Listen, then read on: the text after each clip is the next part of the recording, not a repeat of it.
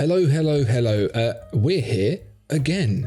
Apparently you guys like this show enough for us to warrant doing it some more, which is great because we really enjoy doing it. And no better way is there for us to demonstrate that to you than by doing it again. Tom, tell us, what have you seen? Hello. Well, this week there have been some advancements in watchmaking. Finally, some progress. It's been 200 years. Yeah. Watchmaking is it's getting there. It's getting there. Finally, some advancements in mechanical watchmaking. Patek Philippe of Geneva. Have you heard of them? Yeah, I think so. They're one of the brands that people are aware of, along with Rolex. They're one of the two watchmakers. Yep. Yeah. So they've come up with a new way to chime out those minutes. Oh, are we talking minute repeater here? We're talking about a new minute repeater, yeah. Yeah, now Patek Philippe do love a minute repeater. That's their thing that they do. Fun fact for you, actually, about Patek Philippe's and minute repeaters. Right. The boss of Patek Philippe, Thierry Stern, he's a busy man. He's got lots to do. But he does get his hands dirty from time to time. He actually listens to every minute repeater that is sold. Right. By Patek Philippe. Not a single minute repeater goes out with him putting it to his ear and saying, yes, that sounds perfectly like an ice cream van, sell it. Well, maybe this is his initiative then, because he's bored with how they sound. He wants greater amplification. He wants to hear the angels sing when those minutes repeat out. So this is where we are. Do you think it's an age thing? Do you think he's getting a little bit older? He can't hear the chimes quite so well. Make them louder. Oh yes, sir. And possibly. I think they just want to be on the frontier of telling the time. That's what this is all about, isn't it? So this is the Advanced Research 5750p Fortissimo. Right. Are you aware of the Advanced Research program that Patek Philippe operates? No, not very. No? Well, it does sound like a little bit of an oxymoron. One of the oldest and most traditional watchmakers having an advanced research platform. Yeah. As we've said before, auto-horology is just pimping out penny farthings, isn't it? It would be like SpaceX having a blacksmithing arm. Yeah. But nevertheless, actually, funnily enough, although Patek Philippe is so cloaked in tradition and heritage and stuff like that, it's actually one of the watchmakers that has been the most advanced over the years. Yeah. Stuff that might seem traditional to us now were things that they were really on the forefront of. If you take something as simple as the winding crown, pocket watches, they would be wound and set separately. You would have a winding key and you would have a setting crown. Yeah. And it was Patek Philippe that decided to combine the two things together. They had a real radio alarm clock moment, Right. Get those two things. The same can be said of cans of Spam. Elaborate. Well, they used to have a little key, didn't they? And then someone invented the wrinkle. Oh, I see. Oh, I wonder if that was Spam. People fed up like, oh, I've lost the key. The Advanced Research Division of Spam. If you work for Spam, and perhaps you've worked for Spam for the last 30 or so years, tell us, do you have an Advanced Research Division? And did you innovate the key and the ring pull? Tell us. So, yeah, the advanced research has always been a thing, not quite officially known as advanced research, but Patek Philippe has been at the forefront and even beyond traditional watchmaking. It's an unexpected but very, very true fact that the first electronic clock was invented by Patek Philippe in the 1950s, no less. Decades before quartz crisis and all of that. Are we talking about those giant stacks that look like server cabinets? Not quite yet. We're talking about what looks like a traditional bell clock that sits on your granny's mantelpiece. Right. But an electronic version of that. But that technology did lead into those master clocks that you're talking about. Yeah. those the big stacks that you've seen, where they were incredibly precise versions of those electronic clocks, like so incredibly precise that they were used by nuclear power stations, by observatories, by airports and train stations and things like this, big international hubs, and even, and I quite like the irony of this, even by Rolex for accurate timekeeping reference. Right. They're impossible to set though. God, so tricky. Oh, you have to hold the up button down for 30 seconds. Yeah, until it flashes. Yeah. Mine always just says 00:00, just flashing the whole time, because I had a power cut and I forgot how to reset it. Yeah, can't be bothered to set it again. Yeah. I've got a great business idea actually for Patek Philippe. So again, Patek Philippe, if you are listening, Thierry, if you're there, mate, I've got an idea for you. There is a high-end hi-fi company called Nagra, right? Right. And they make this billet aluminium, very beautiful, very high-end, expensive-looking hi-fi. Oh, you should see it. It looks lovely. Okay. Tell you what it looks like. It looks like the Patek Philippe master clocks. Now, I don't know about you. If I had a spare 300 grand to spend and a corner of my room that was crying out for an enormous clock, I'd get one of those master clock systems. They look really nice. Yeah. They're that perfect 80s hi-fi, built like a tank. Can you see where I'm going with this? Patek Philippe, Nagra, hi-fi. You're welcome. Yeah. So you just want to slap a record player on top of one of those things, is that what you're saying? Yeah, yes. and benefit from the commission, to be more specific. Yeah. So Patek Philippe have always been in and around the realms of advanced research, and so they thought, well, why not capitalize on this? So in 2005, they came up with the Patek Philippe reference 5250 Advanced Research. Right. What do you know about silicon in watchmaking? Those little purple pieces. Yeah.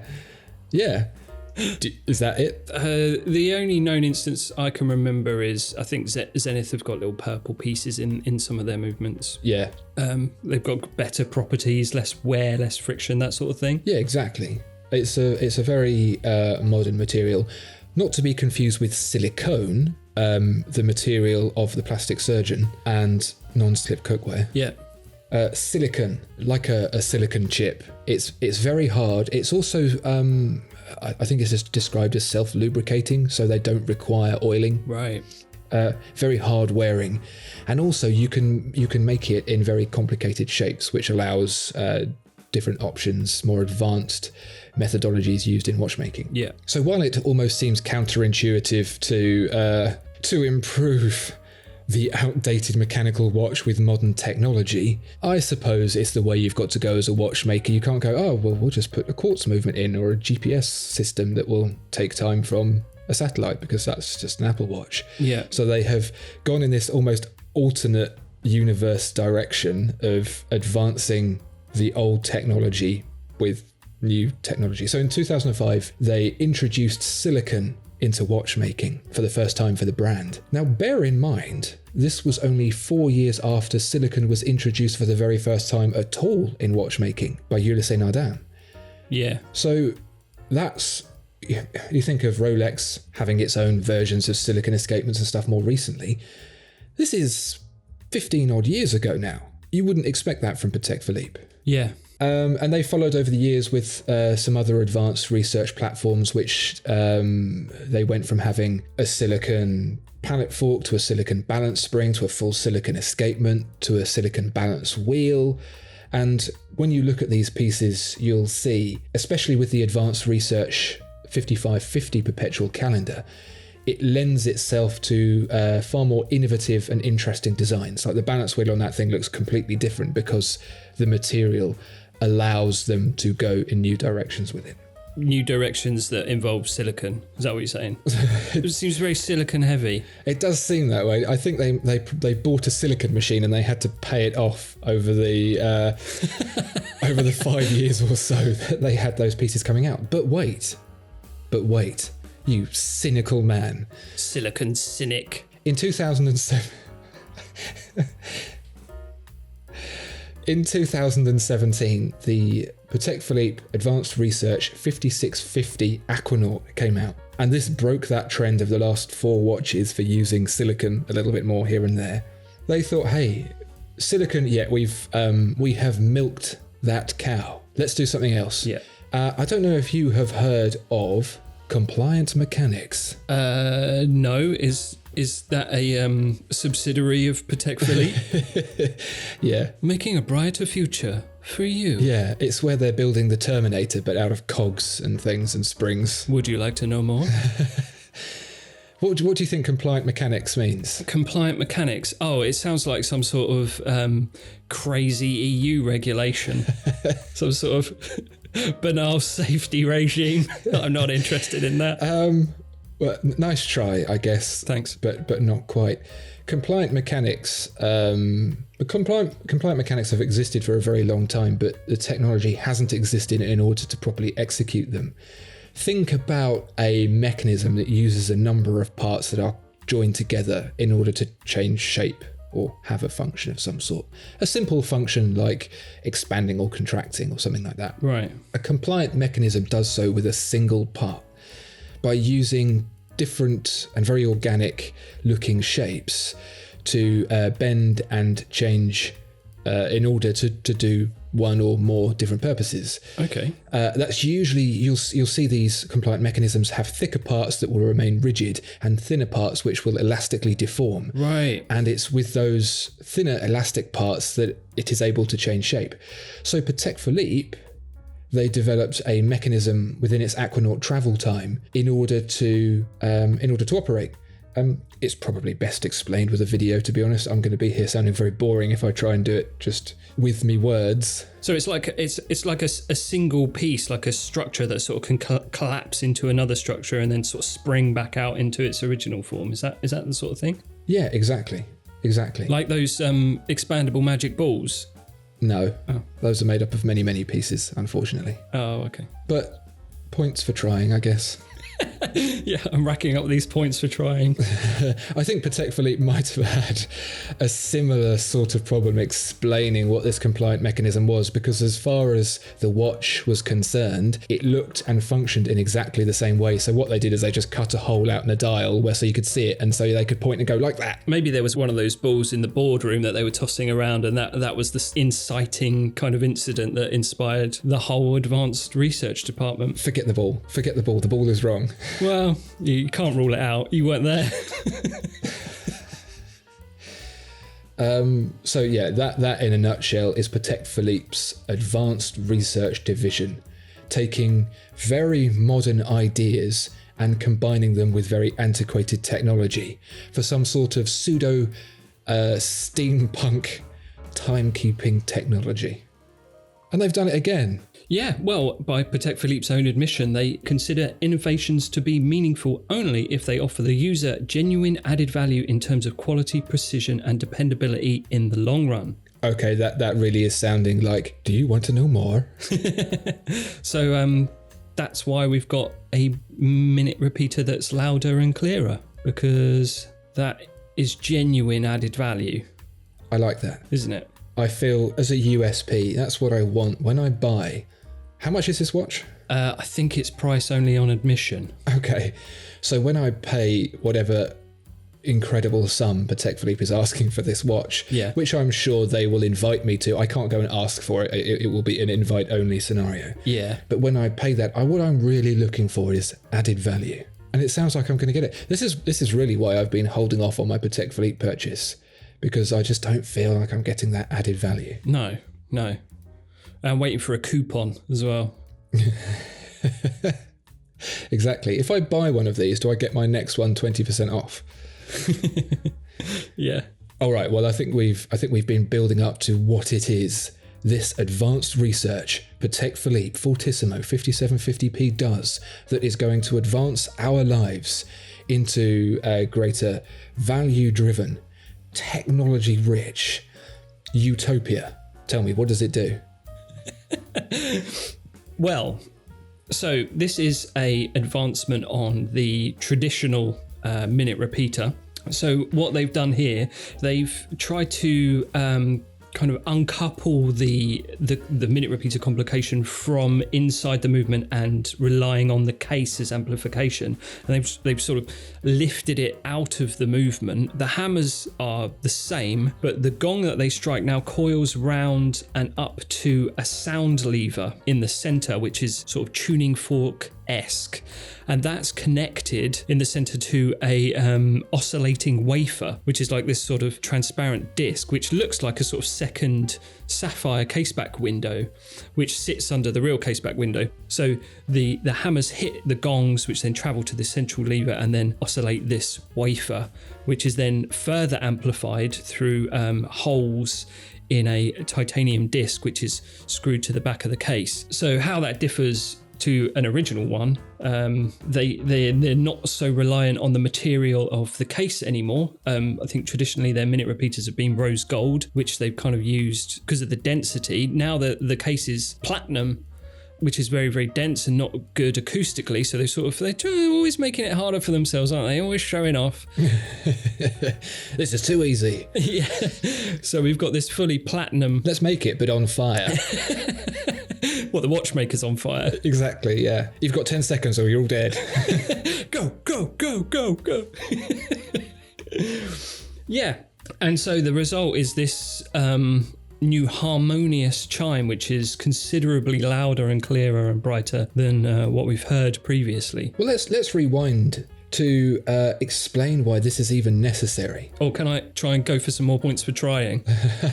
I think you've maxed out on points for trying. Was it to entertain our boys in the trenches with some nice little chimes? Let's have a little ditty-do to them. That'd be nice, wouldn't it? So, back in the day, before people had... Play your watch again, Charlie. Before people had watches, and before people even had pocket watches and even clocks in their homes, really the epicenter of the of timekeeping was the town clock. Right. Now, if you think about that, that's great for all of the people who can see it. Yeah. But if you live behind Mrs. Miggins' pie shop and she's blocking your line of sight to the clock, you don't know what the time is. So the easy way to tell everyone is by chiming it. That's why churches and other epicenters of towns and places like that have a clock tower and they chime. That's one of the oldest forms of communal time telling. Yeah, they still do that. Still do it now. So it's been from there, like any technology, it's been a continual compaction of that device into a clock, into a pocket watch, into a watch. And as they have shrunk and shrunk and shrunk, the problem of volume has become more and more apparent. If you have a clock, you've got a nice big acoustic space, nice big gongs, and this thing can chime and it can sound about the house and oh yes, very nice. When you have a pocket watch, you still have a freely hanging, nice size case that acts as a bit of an acoustic diaphragm, if you like, that resonates with the chime. You've got plenty of room. As you get into wristwatches, especially smaller wristwatches, they're thin, they are compact, they don't have much material to chime or to resonate. And then if you then go to the trend now of being able to see the movement, if you put a very solid piece of sapphire on the back, you end up with a chime that doesn't sound very good. And I've heard some of these minute repeater watches that are smaller and less resonant and have sapphire case backs, and they're less ding, ding, ding and more clank, clank, clank. Yeah, very clanky. Very clanky, yeah. And that's why Patek Philippe has thought, how do we solve this problem? So from what it sounds like you're telling me and from what I've seen, rather than hammers chiming the gongs and the gongs ring and they hope that sound somehow comes out of the case through the case back, and they have transferred that ringing from the gong into a diaphragm, and that diaphragm vibrates backwards and forwards. Yeah. To project the sound. Yeah. So what you're saying is that Patek Philippe have invented the speaker. Yeah, so it's now modular. So it's sort of something that it's extra. You kind of see this watchmaker. He sort of finished the movement, and now he can just pop this sound system on top. So it's like the youth buying a Citroen Saxo and putting a subwoofer in the back. Yeah, that's what this is. The Fortissimo FF is the subwoofer in the back of a teenager's Citroen Saxo. That's exactly what it is. I love it. I want one. There you go, Patek. We've sorted it. Put that on your advert. Never mind looking after it for the next generation. You're going to be making people's windows rattle the next street over. Yeah. Yeah, well, so presumably the result of all this advancement is that when you chime this on your wrist, it's like Bugs Bunny stuck a bell over your head and hit it, and you're stricken as stiff as a board, and you vibrate off the edge of a cliff. Well, I do have one question for Patek Philippe. Go on. So, Thierry, me old mucker, if you're still there. You've got this speaker, you've amplified it, you say you've got those titanium channels which help that sound resonate even further and project out the back of the case. Have they managed to do anything about the fact that all of these sounds are just being fired straight into my hairy wrist? Yeah. I know for a fact when I'm upset and I scream into my wrist, and that helps to dampen that sound. I assume the same is true here. Well, maybe the advanced research department is working on a titanium exoskeleton for you, which will help reverberate. You will ultimately be one big amplifier for your minute repeater Patek in the future. This is what mechanical watchmaking is working towards. Well, if everyone else can stop listening for a moment, because I've got this is my second tip for Patek Philippe of the day, and I'm feeling very generous. Why don't you put the sapphire wafer around the front? It's see-through, isn't it? You still see the dial. Put it in the front, then it'll fire at you, not away from you. Yeah. Do that. Everyone else can listen again now. Secrets done. Yeah. Let's get back to how this watch actually looks. And I swear, if you bring up that ball again, I'm going to punch you. No, it's so the dial is based on that most magical of prospects, the wheel spokes. So that's quite nice. It also actually, and I'm going to have to punch myself for this, the dial looks a bit like one of those expanding balls that you love so much. Yeah, which you see, definitely the inspiration. And then there's a sort of snailed, coiled black background, which this sort of skeletonized spokes sit on. And then there's a smaller subdial version, which is a rotating disc with a little nubbin for the seconds indicator. That's unusual, isn't it? That's cool. So in addition to the dial, there's, as we mentioned before, platinum hammers, and the micro rotor in the movement is now platinum. The case is platinum, of course, and there's a little torch on the case at 6 o'clock. I think that's what that is. And there's an alligator strap in sort of bright orange, which I don't agree with. I think, alligators should stay in their natural habitat of golf courses in Florida. So that's a shame, but still very handsome watch. So pretty cool. Well done for Patek for pushing this whole thing forward. We've been, the whole mechanical watch thing needs a bit of a shake up, doesn't it? I don't know what new technologies could be available to do that, but as it is, we're stuck with mechanical, so let's try and make it as best as it can be. Yeah, well, in the last few conversations, we've seen artificially grown sapphire, we've seen lasers, and now we're seeing a bit of a combination of many of those things. Yeah, fantastic. And all facetiousness aside, I think it's great that Patek Philippe makes stuff like this. Why not? Why not push some of those boundaries? It's not going to save the world. It's not going to feed the hungry, but it's cool. Yeah. It's really unique and interesting. And I like talking about stuff like this. Yeah, that's, we're being quite facetious this episode, but it is really fascinating, I think, especially this kind of advanced research idea. It's sort of this unique way of approaching this artistry, isn't it? Because that's what it is. You've got all these elements of design and engineering, and then with this kind of anachronistic philosophy, and to couple that with advanced technologies in order to sort of push these old ways into new frontiers is really, really fascinating and weird. Exactly. And I love that there is the capacity within humanity to explore those avenues. But this is the stuff I want to see Patek Philippe doing. Right. I really do. Oh, get the Nautilus with a green dial. Oh, now it's got a blue dial. Don't care. Yeah. Do this. Yeah. Advanced research all the way. Now we've fixed Patek Philippe. Do you have any questions from our dear viewers? Yeah, let me, I've got a couple here. Let me just find them. Not digging the new format, no. Prefer the old format, no. Right, here we go. So, Scott Linton asks, Andrew, please explain how the equation of time function works in a Panerai. The equation of time obviously being time equals MC hammer squared. So the equation of time is really not something we need to bother ourselves with anymore. It's not like sidereal time where you have a different reference of time based on your view of our heavenly body and the sun and other stars. This is the difference between time as read on a sundial and time as kept uniformly by a modern clock. Oh. Because of the position of the sun in the sky, sundials don't read the same all the way through the year.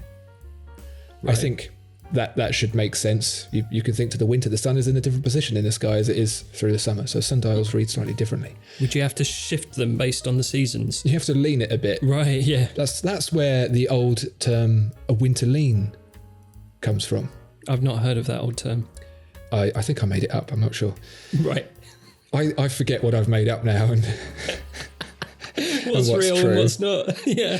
Yeah, this is very much a matrix situation. So the equation of time shows the deviation between our standardized method of keeping time and what a sundial would show. And you can show that as a plus or minus figure. I think the deviation is 15 minutes per year. It's not very much. And so that's usually shown as a dial that has a central 0 and then a minus 15 and a plus 15 and a hand that sits somewhere between those. Right.